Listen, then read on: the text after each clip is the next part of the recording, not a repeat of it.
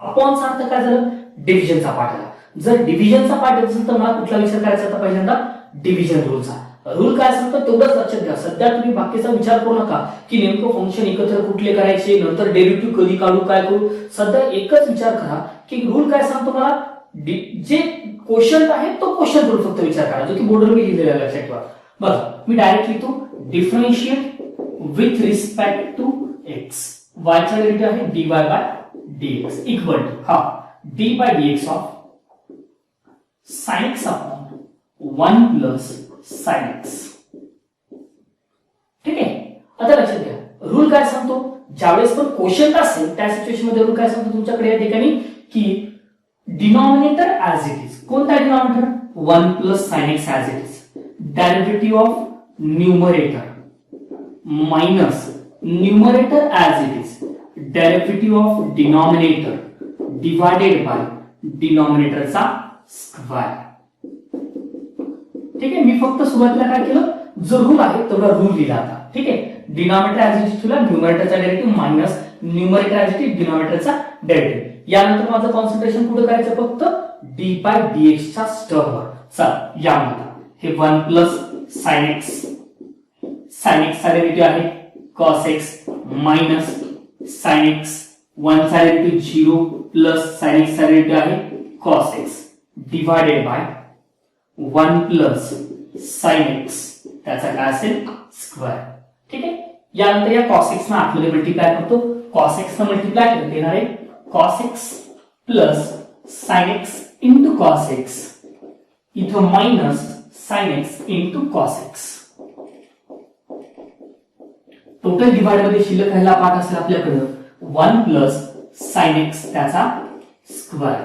हे दोन टर्म झाल्या cancel.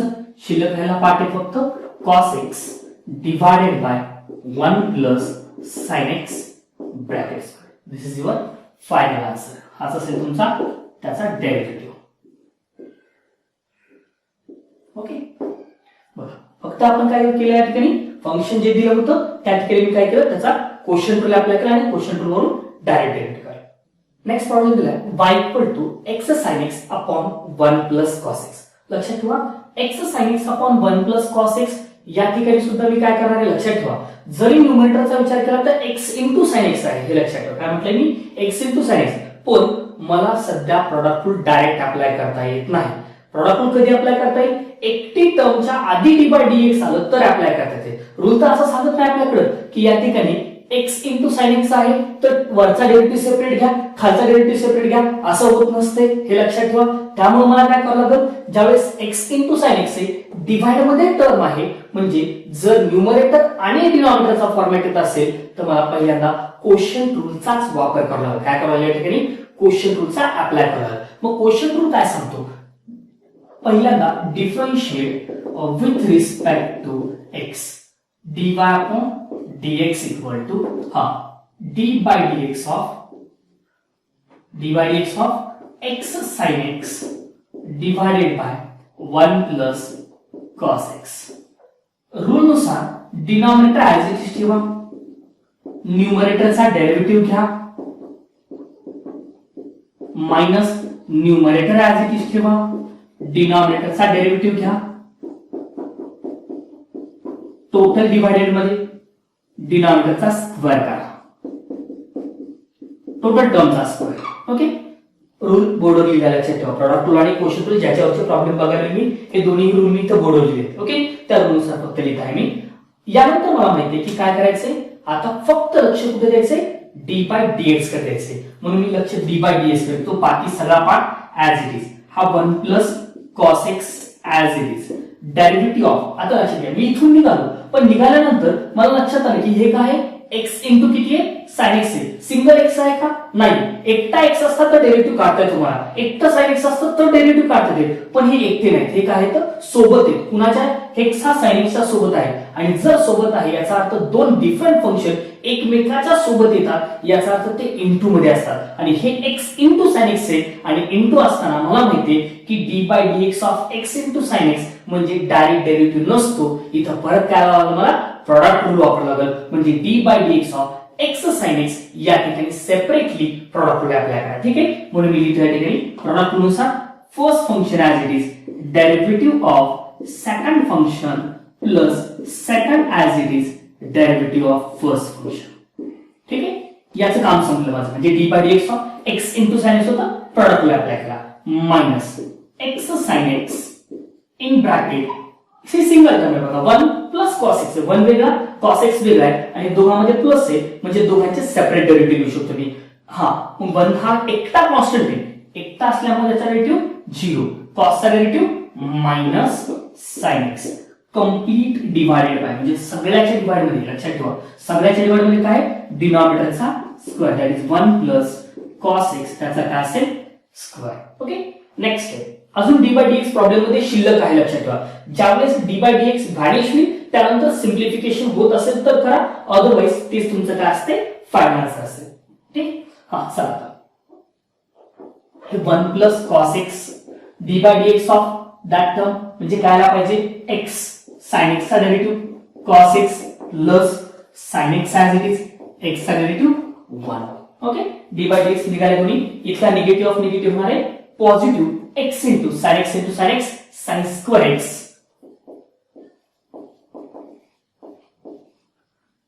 Total divided by 1 plus cos x bracket square. ठीक आहे, आता लक्षात घ्या यामध्ये जर सिम्प्लिफिकेशन मे बी होत असेल तर सिम्प्लिफिकेशन करा. मी या ठिकाणी बाहेरच्या टर्म मल्टिप्लाय करून पाहतो. एक्स 1 न मल्टिप्लाय करतो, आधी 1 न मल्टिप्लाय करता ही टर्म आहे ती राहील x cos x plus 1 into sine x. यानंतर आता कॉस एक्स मल्टिप्लाय करा plus x cos square x plus cos x into sine x, हे पुढचा part plus x sine square x complete divided by 1 plus cos x त्याचा square. आता लक्षात घ्या या ठिकाणी हा x into cos square x आणि x into sine square x. Okay, या दोघांमधून x हा कॉमन निघू शकतो. जर x कॉमन निघाला तर काय नाही शिल्लक, हा x cos x as it is, हा sin x पण ॲज इट इज, प्लस दोघांतून x कॉमन काढला तर शिल्लक राहणार तुमच्याकडे cos square x plus sin square x plus हे cos x into sin x total divided by 1 plus cos x त्याचा स्क्वेअर.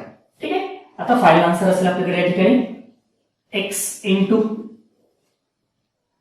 कॉस एक्स हा प्लस साइन एक्स, हा cos square x plus sine square x असणार आहे 1, म्हणजे इथं आला x plus cos x into sine x complete divided by 1 plus cos x ब्रॅकेटचा square. यानंतर अजून प्रॉब्लेम सिम्प्लिफाय होतो, लक्षात ठेवा प्रॉब्लेम कसा सिम्प्लिफाय होतो लक्षात ठेवा. या दोघातून लक्षात ठेवायचं हे x इंटू कॉस एक्स आणि x, या दोघातून x कॉमन निघाला शिल्लक राहील कॉस एक्स प्लस 1, या दोघातून साइन एक्स कॉमन निघाला शिल्लक राहणार आहे 1 प्लस कॉस एक्स आणि divided by 1 plus cos x त्याचा काय असणार आहे स्क्वेअर. फायनली लक्षात ठेवायचं या ठिकाणी काय होतंय की जर तुमच्याकडे इथं 1 प्लस कॉस एक्स आहे, इथं 1 प्लस कॉस एक्स आहे, हा कॉमन बाजूला काढला तर हा एक 1 प्लस कॉस एक्स याच्या सोबत कटणार आहे, न्यूमरेटर मध्ये शिल्लक राहील x plus sine x divided by 1 plus cos x. Okay, लक्षात ठेवा ही स्टेप परत एकदा रिपीट करतो या ठिकाणी की या दोघातून 1 प्लस कॉस एक्स कॉमन काढला शिल्लक राहील इथे एक्स प्लस साइन एक्स आणि हा एक्स प्लस साइन एक्स राहिला मी ॲज इट इज ठेवला. एक 1 प्लस कॉस एक्स आहे जो खाली 2 1 प्लस कॉस एक्स आहे तुमच्याकडे, कारण स्क्वेअर आहे म्हणजे 1 प्लस कॉस एक्स त्याचा स्क्वेअर, त्यापैकी एक कॅन्सल झाला तर शिल्लक राहिला पार्ट असेल 1 प्लस कॉस एक्स. ओके, जितकं सिम्प्लिफाय होतं तर सिम्प्लिफिकेशनचा पार्ट आहे, डेरिव्हेटिव्हचा पार्ट आपला इथंच एंड झालेला लक्षात ठेवा. डेरिव्हेटिव्हच्या नंतरचा जो पार्ट राहिलाय हा कम्प्लिटली मी काय केलेला सिम्प्लिफिकेशन केले. ठीक आहे, ओके. बघा नेक्स्ट प्रॉब्लेम दिलाय y equal to root of 1 plus sine 2x divided by 1 minus sine 2x. आता प्रॉब्लेम कडे जर बघितलं तर मला डायरेक्टली याला डिफरन्शिएट करता येत नाही.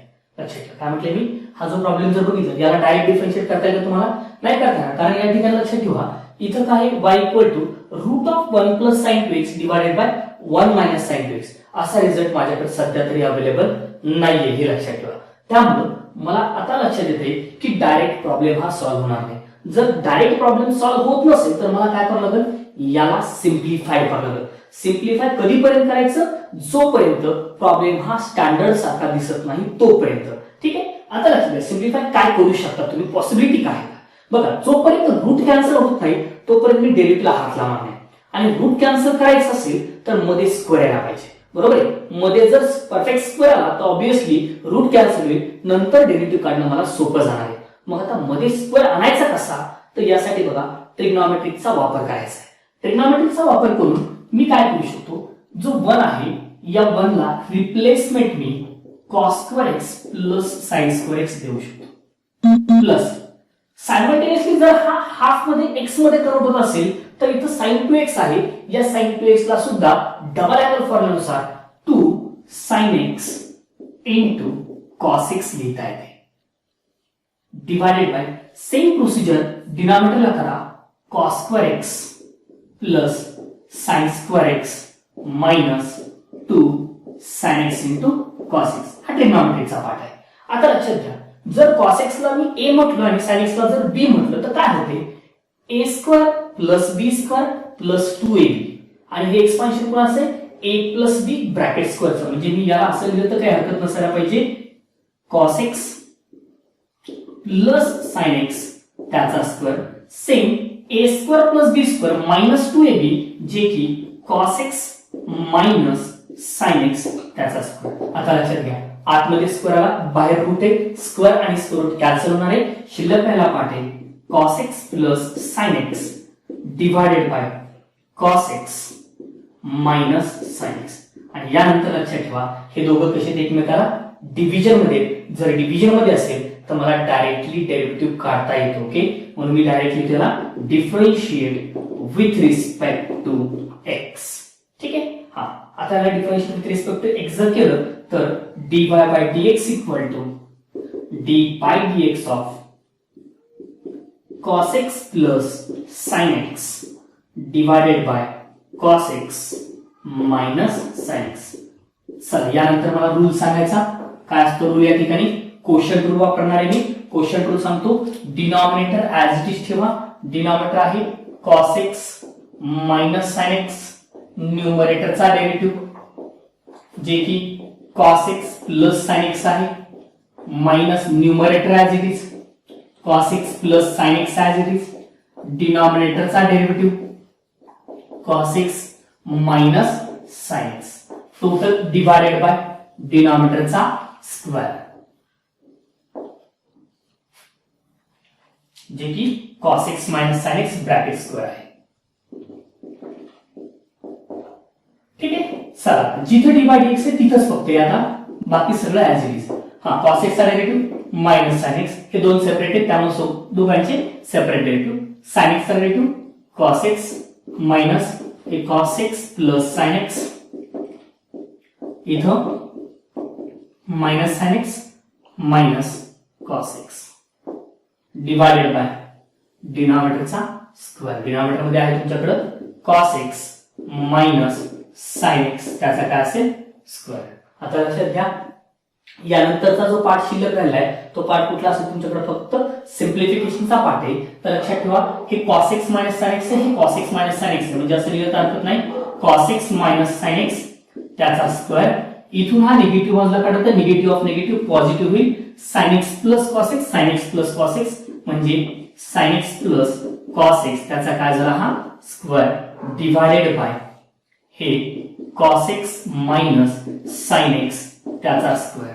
लक्षात ठेवा हे दोघं कॅन्सल होत नसतात बरं का, हे लक्षात ठेवायचं. बरेच जण काय करतात cos x minus sin x bracket square, cos x minus sin x bracket square दोन्ही काय होतात कॅन्सल होतात म्हणतात, पण हे असं कॅन्सल होत नसते कारण हे याच्या ऍडिशन मध्ये आहे. हा सेपरेट एक टर्म डिवाइड बाय हे असतं तर कॅन्सल झालं असतं. ओके. हा आता सिम्प्लिफिकेशन करतो मी, डायरेक्ट लिहितो बघा. याचं एक्सपान्शन आहे a square plus b square minus 2ab, याचं एक्सपान्शन आहे a square plus b square plus 2ab. लक्षात ठेवायचं minus 2 cos x into sin x plus 2 cos x into sin x होतील कॅन्सल. या ठिकाणी cos square x plus sin square ज्याला की तुम्हाला 1 लिहिता येईल. ओके. प्लस तसंच इथं sin square x plus cos square ज्याला लिहिता येईल 1 divided by cos x minus sin x त्याचा स्क्वेअर म्हणजे फायनल आन्सर आहे 2 divided by cos x minus sin x त्याचा काय असणार आहे square. This is your final answer. Okay, फक्त सिम्प्लिफिकेशनचा पार्ट इम्पॉर्टंट आहे. ठीक आहे मित्रांनो, आता झालेला पार्ट जो आहे आपला प्रोडक्ट रूल आणि क्वेश्चन रूल झालेला आहे. प्रोडक्ट आणि क्वेश्चन रूल वरचे काही प्रॉब्लेम्स जे आहेत ते तुम्ही घरी करा. जे ॲज अ प्रॅक्टिस म्हणून आहे, जे बोर्डवर लिहिलेले आहे तुम्ही बघा. साधारणतः 5-6 प्रॉब्लेम असतील. हे प्रॉब्लेम तुम्ही घरी ट्राय करा. ओके मित्रांनो, तुम्ही आमच्या चॅनलवर नवीन असाल तर आमचे व्हिडिओज लाईक करा, तुमच्याच मित्रांमध्ये शेअर करा आणि सबस्क्राईब करायचं विसरू नका. त्याचबरोबर शेजारील असलेलं बेल आयकॉन दाबा, जेणेकरून ज्यावेळेस पण नवीन व्हिडिओ अपलोड होणार आहे त्यावेळेस तुम्हाला त्याचं नोटिफिकेशन मिळून जाईल आणि तुम्ही ते व्हिडिओ सहज बघू शकता. धन्यवाद.